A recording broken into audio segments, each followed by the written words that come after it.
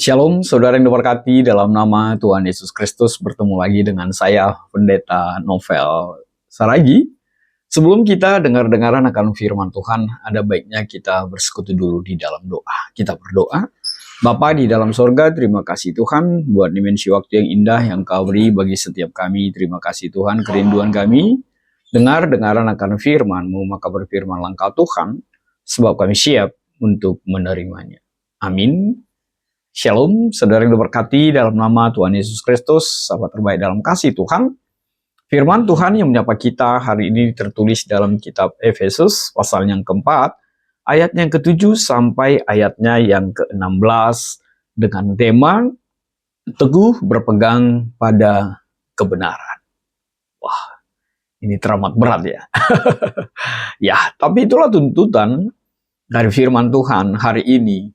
Bagaimana kita teguh, kuat, memegang kebenaran di dalam Kristus Yesus. Apapun yang menjadi tantangan, apapun yang menjadi pergumulan dalam kehidupan kita, terkhusus apa yang kita alami, apa yang terjadi di Indonesia akhir-akhir ini. Sepertinya banyak hal yang sangat-sangat jauh dari nilai-nilai kebenaran itu.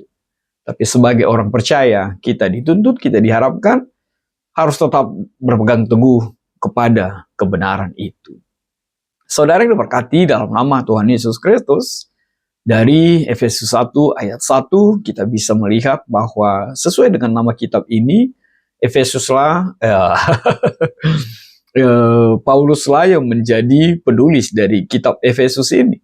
Sebab di sana jelas dituliskan dari Paulus, Rasul Kristus Yesus oleh kehendak Allah. Jadi jelas sejatinya Pauluslah yang menjadi penulis dari kitab Efesus ini, dan kemungkinan besar Paulus menuliskan surat ini ketika dia berada di dalam penjara di Roma sekitar tahun 60 hingga 62 Masehi. Dan itulah luar biasanya seorang Paulus dalam keterikatan, dalam penjara pun dalam keterbatasan, masih juga memberi dirinya dan dipakai Tuhan untuk menjadi berkat di tengah-tengah kehidupan kita.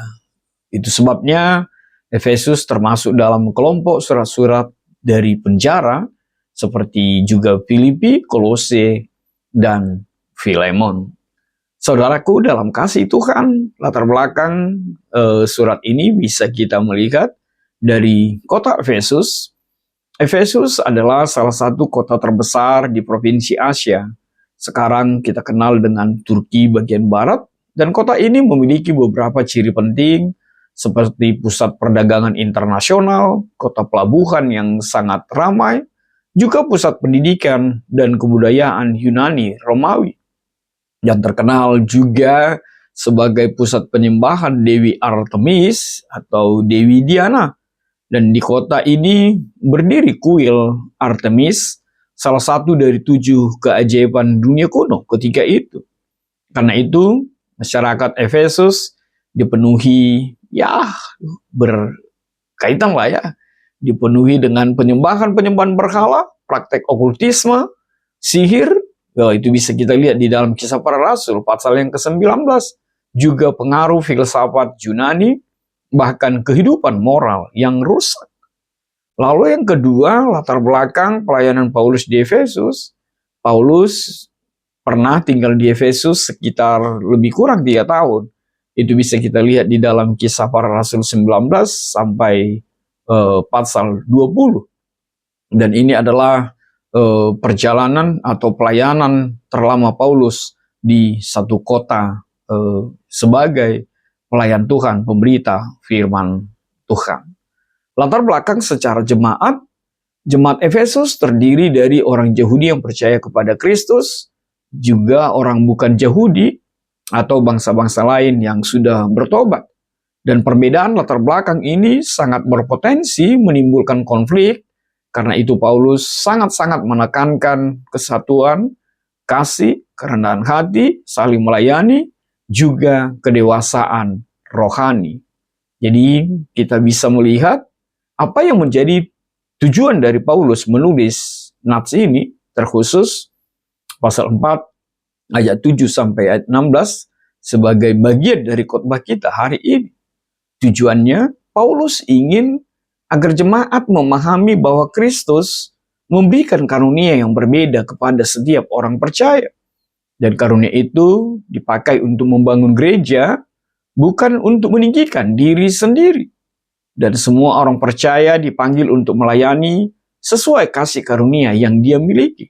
Semua orang percaya harus menjadi bagian dari pelayanan di tengah-tengah kehidupan kita. Dan tujuan pelayanan sejatinya adalah pertumbuhan menuju kepada kedewasaan rohani. Dan gereja harus tetap bersatu di bawah kepemimpinan Kristus sebagai kepala gereja. Tidak ada kepala gereja yang lain kecuali Kristus Yesus. Maka, saudara yang diberkati dalam nama Tuhan, hal apa saja yang mau ditegaskan melalui perikop kita hari ini? Hal pertama yang mau ditegaskan tidak lain adalah bahwa setiap orang percaya menjadi penerima kasih karunia dan karunia dari Kristus Yesus. Artinya yang mau ditegaskan, setiap orang percaya itu diperlengkapi oleh Kristus Yesus untuk mengambil bagian dalam setiap pelayanan dalam kehidupan kita. Walaupun bentuk pelayanan itu mungkin berbeda satu dengan yang lainnya, tapi sejatinya setiap orang percaya menerima kasih karunia dari Kristus Yesus. Ayat 7 sampai 10 menegaskannya. Lalu apa yang kedua yang menjadi penegasannya? Kristus Yesus adalah sumber dan pemberi dari segala kasih karunia itu. Ayat 8 sampai ayat 10 mengatakannya. Artinya, ingin ditegaskan bahwa Kristus Yesus bukan hanya juru selamat, tapi juga kepala gereja yang terus memperlengkapi umatnya. Karena itu, saudaraku, seluruh pelayanan gereja harus bergantung kepada Kristus Yesus. Lalu apa yang ketiga yang mau ditegaskan? Pemimpin gereja dipanggil untuk memperlengkapi jemaat. Seperti yang dituliskan di dalam ayat 11 sampai ayatnya yang ke-12 itu. Artinya, gereja yang sehat bukan bergantung pada sedikit banyaknya pelayan, melainkan itu berada di dalam keutuhan seluruh jemaat yang diperlengkapi untuk melayani Tuhan Yesus Kristus. Lalu apa yang keempat? Yang keempat yang mau ditegaskan tidak lain adalah bahwa tujuan pelayanan itu sejatinya adalah membangun tubuh Kristus, bukan membangun kerajaan seseorang, bukan membangun oligarki, tapi membangun tubuh Kristus. Artinya, karunia itu diberikan untuk setiap orang percaya, haruslah untuk membangun gereja, bukan membangun diri sendiri. Lalu apa yang kelima? Tujuan akhir gereja adalah pencapaian kepada kedewasaan rohani. Ayat 13 mengatakannya. Artinya pertumbuhan rohani itulah tujuan hidup setiap orang percaya. Ada rohani yang dibangkitkan. Ada pertumbuhan rohani yang terlihat nyata di dalam kehidupan setiap orang percaya. Lalu apa yang keenam? Orang percaya yang dewasa tidak akan mudah disesatkan. Ayat ke-14 menegaskannya. Paulus memakai gambaran kapal yang dihantam ombak. Artinya Paulus mau menegaskan bahwa kedewasaan rohani akan menghasilkan keteguhan iman. Lalu apa yang ketujuh yang mau ditegaskan? Kebenaran itu harus selalu disampaikan dalam tindakan kasih. Seperti dikatakan oleh ayat yang ke-15. Artinya kebenaran dan kasih adalah dua hal yang tidak bisa dipisahkan dalam kehidupan orang percaya. Maka ketika kebenaran itu juga tidak disampaikan dalam kasih, itu bukan bagian dari kehidupan orang percaya. Lalu apa yang ke-8 yang mau ditegaskan melalui perikop kita hari ini? Yang ke-8 ayat 15 sampai ayat 16 mengatakannya bahwa Kristus adalah kepala dari gereja itu sendiri. Artinya, di sini kita mendapatkan sebuah penegasan bahwa setiap orang percaya memiliki peran penting dalam pertumbuhan gereja. Lalu apa yang terakhir? Gereja bertumbuh apabila setiap anggotanya bekerja, melayani sesuai dengan fungsinya. Ayat 16 mengatakannya, sesuai dengan kadar pekerjaan tiap-tiap anggotanya. Artinya, gereja bertumbuh ketika setiap anggota setia, taat, menggunakan karunia yang Tuhan berikan kepada setiap mereka untuk membangun tubuh Kristus. Maka saudaraku yang diberkati dalam nama Tuhan Yesus Kristus, ketika tema kita mengatakan bahwa teguh berpegang pada kebenaran, apa yang bisa kita kaitkan dengan tema kita hari ini? Teguh berpegang pada kebenaran. Melalui firman Tuhan hari ini, yang bisa kita kaitkan, yang pertama sekali, bahwa teguh berpegang pada kebenaran, itu berarti tetap setia kepada firman Tuhan, di tengah banyaknya ajaran-ajaran yang menyesatkan.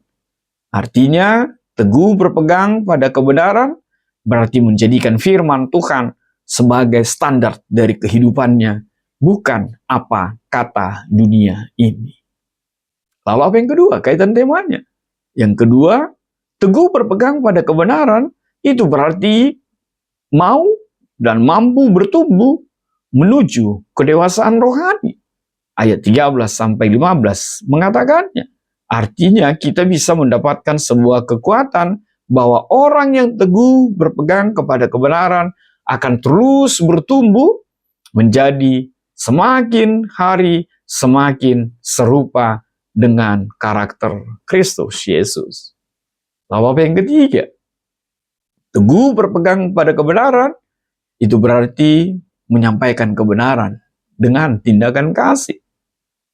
Artinya, orang yang teguh berpegang kepada kebenaran akan selalu mengungkapkan kebenaran dalam dan dengan kasih Kristus Yesus. Lalu apa yang keempat? Kaitan temanya yang keempat, teguh berpegang pada kebenaran berarti menggunakan karunia yang ada padanya untuk membangun, bukan untuk kesombongan diri, bukan untuk meninggikan diri, apalagi mencari popularitas. Artinya, teguh berpegang pada kebenaran berarti setia melayani Tuhan sesuai karunia yang Tuhan percayakan dan tidak pernah mencuri kemuliaan Tuhan. Lalu apa yang kelima? Teguh berpegang pada kebenaran berarti hidup dalam sebuah kesatuan di dalam tubuh Kristus. Artinya, kaitan temanya, teguh berpegang pada kebenaran akan menghasilkan kesatuan, bukan menghadirkan friksi, bukan menghadirkan perpecahan. Maka bisa kita simpulkan sesederhana melalui perikop kita, Rasul Paulus menegaskan bahwa teguh berpegang pada kebenaran bukan hanya berarti memiliki pengetahuan yang benar, tapi hidup dalam kebenaran Kristus setiap hari. Kebenaran itu haruslah membentuk orang percaya menjadi dewasa secara rohani dan tidak boleh terombang-ambingkan oleh ajaran yang salah dan mampu menyampaikan kebenaran itu dalam tindakan kasih, memakai karunia-Nya untuk melayani dan membangun tubuh Kristus.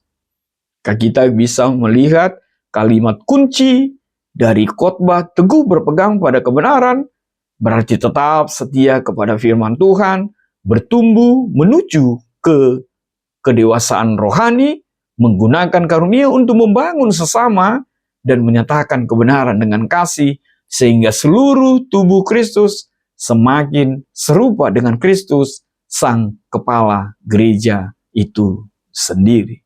Maka benarlah apa yang dikatakan oleh teolog Karl Barth itu, di mana Karl Barth sangat-sangat menekankan bahwa Yesus Kristus adalah pusat seluruh penyataan Allah.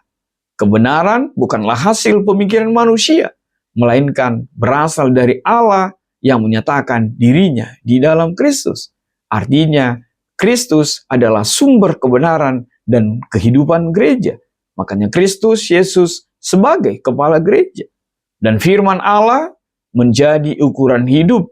Dan itu sebabnya teolog Karl Barth sangat-sangat menolak gagasan bahwa manusia dapat menentukan sendiri apa yang benar. Sebab sejatinya kedewasaan rohani adalah hidup yang semakin menyerupai Kristus Yesus. Maka, saudara yang diberkati dalam nama Tuhan Yesus Kristus, apa implementasinya bagi kita, refleksi bagi kita melalui perikop kita hari ini? Hal yang pertama, implementasi bagi kita, jadikanlah Alkitab sebagai dasar dalam mengambil keputusan. Jangan jadikan sesuatu dari keinginan dunia ini ketika mengambil setiap keputusan di dalam dirimu. Yang kedua, jadilah teladan dalam perkataan dan perbuatanmu. Mulailah dengan membangun kebiasaan berdoa dan membaca Alkitab bersama-sama dengan keluargamu. Lalu apa yang ketiga? Melayanilah sesuai dengan karunia yang Tuhan berikan bagimu, bukan karena ambisi pribadimu. Jagalah persatuan dan selalulah menghindari persaingan yang tidak sehat, sebab kita mungkin tergoda untuk berada di dalam persaingan itu. Lalu apa yang keempat? Menjadi pekerja yang jujur, disiplin, dan bertanggung jawab. Ini buat pekerja di dunia sekuler ini. Jadilah pekerja yang jujur, disiplin, dan bertanggung jawab. Menolak korupsi, manipulasi, dan segala bentuk ketidakjujuran. Jadilah saksi Kristus melalui etos kerjamu yang baik, hormati rekan kerjamu tanpa membeda-bedakan statusmu. Lalu apa yang kelima? Jadilah pembawa damai di lingkungan sekitarmu. Jadilah warga negara yang taat akan hukum, keadilan, dan tetaplah berintegritas. Apa yang keenam? Dalam kehidupan digital saat ini, periksalah kebenaran berita sebelum membagikannya. Jangan pernah ikut penyebar hoax. Jangan menjadi pribadi yang juga penyebar fitnah atau ujaran kebencian. Jadilah pribadi yang menggunakan media sosial untuk penguatan, bukan untuk membuli atau mempermalukan orang lain. Lalu apa yang terakhir? Paulus mengingatkan adanya berbagai angin pengajaran. Karena itu orang percaya, kita perlu selalulah mempelajari Alkitab secara mendalam, ikuti pendalaman Alkitab, diskusilah dengan pemimpin-pemimpin rohanimu, dan apapun ajaran-ajaran itu, diskusikanlah dengan baik, sehingga Alkitab menjadi pegangan untuk bisa menilai sesuatu itu seturut dengan firman Tuhan. Amin. Kita bersatu dalam doa. Bapa di dalam surga, terima kasih Tuhan. Biarlah setiap kami teguh berpegang kepada kebenaran, terkhusus kebenaran di dalam Kristus Yesus. Dalam kasih-Mu, kami berdoa dan ucap syukur. Amin.